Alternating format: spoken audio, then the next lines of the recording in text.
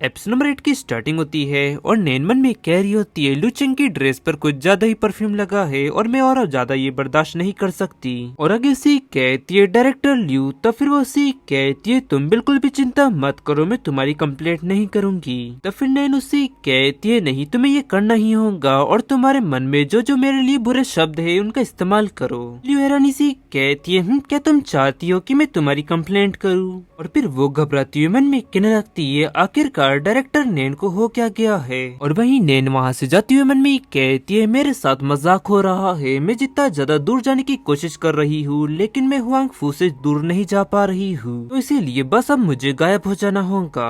और इसमें एक बात ये अच्छी है कि टैंग को अभी अभी यहाँ पर जिंदगी जीने की आदत हुई है, तो इसका मतलब ये है कि हम फिर से मूव होने जा रहे हैं। और फिर सिर्फ उत्तर में कुछ समय बाद का समय दिखाया जाता है जहाँ पर नैन एंटर होती हुई कहती है और अब चलो टैंक जल्दी से तुम तैयार हो जाओ, मॉम तुम्हें रेस्टोरेंट ले जा रही है। तभी टैंक को बहुत ही ज्यादा स्ट्रॉन्ग स्मेल आती है और वो कहता है मॉम ये फ्रेग्रेंस तो उस लड़की की है, आपने उसके कपड़े क्यों पहने हैं? नैन उसे कहती है दरअसल बात ऐसी है कि तभी अचानक उसका फोन रिंग होने लगता है और फोन देख मन में कहती है मैनेजर ली, यानी कि इसका मतलब ये है कि ल्यू चेंग को वाकई में इस तरह की चीजें काफी ज्यादा पसंद है, मैं उसकी काफी ज्यादा सराहना करती हूँ। और वहीं टैंग उसे इस तरह देख मन में कहता है क्या हुआ मॉम, क्या आपको फिर से काम आ गया है? और फिर शिफ्ट तरह नैन भागकर ऑफिस पहुंचती है और मैनेजर ल्यू से देख कहते डायरेक्टर नैन आइए और आकर बैठ जाइए। और वहीं नैन हिचकिचाती हुई मन में कहने लगती है मुझे यहाँ पर कुछ ठीक नहीं लग रहा। और फिर मैनेजर लिया आगे कहते पिछली बार की बात के बारे में मुझे मिस्टर हुआंग फू के मैनेजर ने पूरी बात बताई और मिस्टर हुआंग फू ने कुछ ज्यादा ही वाइन पी ली थी जिससे वो बहुत ही ज्यादा नशे में थे और उन्होंने तुम्हें कोई और समझ लिया था, इसीलिए वो खुद ही पर्सनली आकर तुमसे माफी मांग रहे हैं। फिर हुआंग फू का असिस्टेंट आगे उसे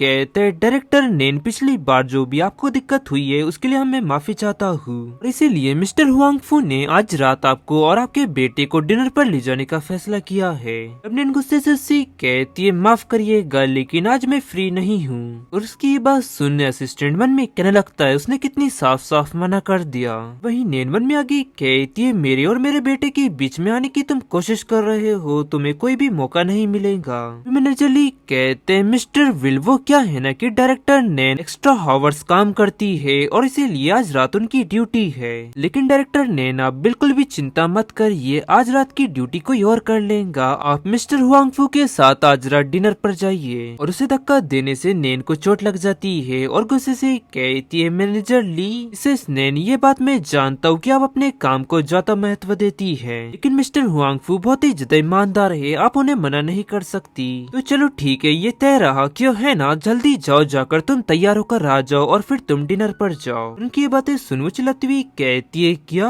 और वहीं असिस्टेंट विल वहाँ से जाते हुए कहते है ठीक है डायरेक्टर नैन आप दोनों को लेने के लिए 1 घंटे में वापस आऊंगा, आप तब तक तैयार रहिएगा। उसे जाता देख वो घबराती हुई मन में कहती है तुम मत जाओ, मैंने अभी तक हाँ नहीं कहा है, लेकिन वो तब तक वहाँ से जा चुका होता है और फिर वो थक हार कर कहने लगती है मैनेजर ली सच में मुझे आज रात बहुत ही ज्यादा इम्पोर्टेंट काम था।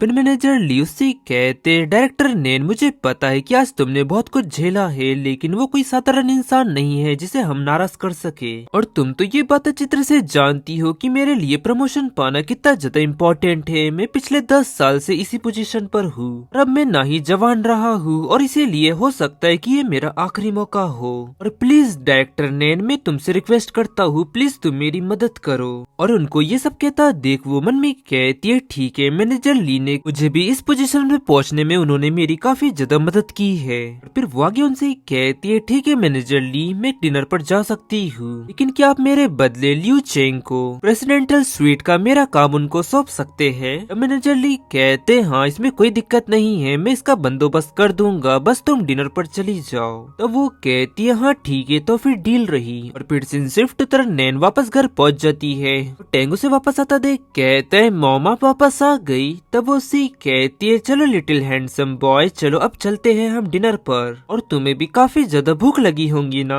रिटेंग उससे कहते हैं अंकल हुआंगफू ने हमें डिनर पर इनवाइट किया है और वो मेरे शेड्यूल को लेकर कुछ बातें करना चाहते हैं और इसीलिए मैंने पहले ही उन्हें हाँ कह दिया है। उन्होंने ये भी कहा कि हमें कोई 6:30 बजे घर को लेने के लिए आएगा। उसकी ये सब बातें सुन वो चौंकती हुई कहती है क्या, और मन में कहती है अंकल हुआंगफू, आखिरकार वो व्यक्ति मेरे बेटे के इतने करीब कब आया।